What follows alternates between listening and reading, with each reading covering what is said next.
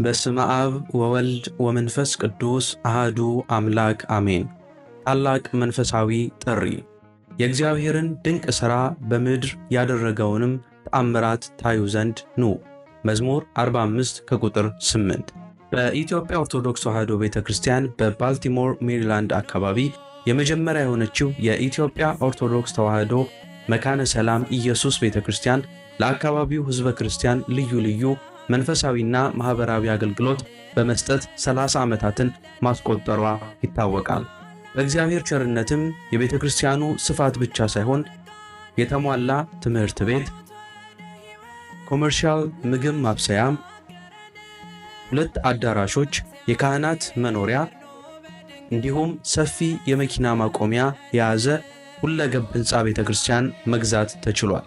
ስለሆነም ቅዳሜ ኤፕሪል 26 ወይም ሚያዝያ 18 ከ2 ፒኤም እስከ 7 ፒኤም ታቦታቱ ወደ አዲሱ ቤተክርስቲያን በታላቅ ድምቀት ይመጣሉ። በሊቃነ ጳጳሳት ሥርዓተ ቡራኬ ይካሄዳል።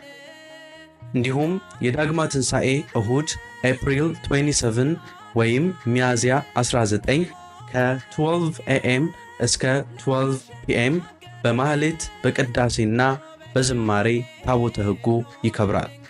በበዓሉም ላይ የሀገረ ስብከቱ ሊቀ ጳጳስ ብፁዕ አቡነ ፋኑኤል፣ ሌሎችም ጥሪ የተደረገላቸው ብፁዓን ሊቃነ ጳጳሳት፣ ሊቃውንተ ቤተ ክርስቲያን፣ የአካባቢው ሰንበት ትምህርት ቤት መዘምራን እንዲሁም በርካታ ሕዝበ ክርስቲያን ይገኛሉ። ስለሆነም የእግዚአብሔር ልጆች ለሆናችሁ በሙሉ በበዓሉ ላይ ተገኝታችሁ የዚህ ታላቅ መንፈሳዊ በረከትና የደስታችን ተካፋይ ተሆኑ ዘንድ ኑ የእግዚአብሔርን ድንቅ ሥራ እዩ እያልን በአክብሮት መንፈሳዊ ጥሪያችንን እናቀርባለን። መካነ ሰላም ኢየሱስ ቤተክርስቲያን